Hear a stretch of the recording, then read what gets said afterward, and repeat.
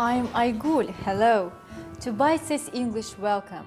Today, by Danny I am joined, preparing his presentation, the best in the history presentations of. You're overestimating me, Master Aygul. I'm just a beginner, just a Padawan learner. Right, you only know how to open a presentation. To finish it, how today we will learn. Sounds good. But before we go further, let's revise some main points of opening a presentation. All right. Here are the main steps to start the presentation that we learned yesterday. Welcome the audience. Introduce yourself. State the purpose of your presentation. Outline your presentation. State how you want to deal with questions. Very good. Well, Master Aygul, I've done some research at home. Would you mind if I practice expressions and phrases I found? Sure. Step number 1.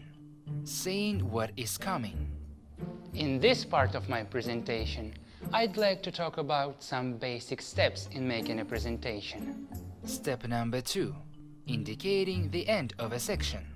That's all I wanted to say about step number 1. Step number 3. Moving to the next point.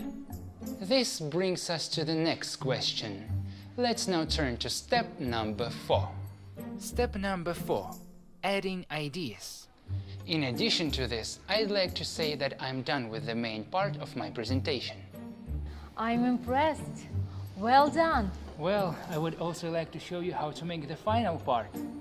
Okay, go on. I feel that you don't need me anymore. Poor is the pupil who does not surpass his master. Final part. Step number 1. Indicating the end of your talk. Well, this brings me to the end of my presentation. Step number 2. Summarizing points. In conclusion, I'd like to run through my main points again. Step number 3. Inviting questions. And now I'll be happy to answer any questions you may have. I'm proud of you, really. Thank you, but I'm afraid oratory is not as easy as it seems to be. Do you remember the last time we were talking about famous, ancient and modern orators? I found out some new information on Turkic oratory tradition as well. Really? Tell me. Have you ever heard about Orhun inscriptions? Of course. There are 2 memorial installations in the Orhun Valley in Mongolia, written in Old Turkic alphabet.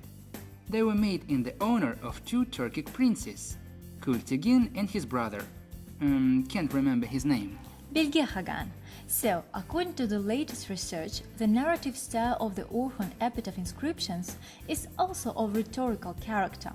The style of this text is notable for the fact that the author or narrator repeatedly uses the ancient Turkic word sab, meaning speech, and many times appeals to his tribesmen, here, listen to his speech.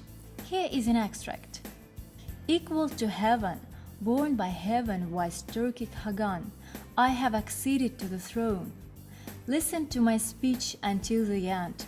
All through, my younger kinsmen follow me, my sons. It was great! Thank you. When are you having your presentation? Tomorrow. I'm a bit nervous. Don't be nervous and don't be afraid.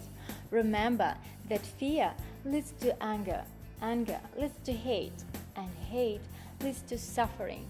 Thank you very much, Master Aygul.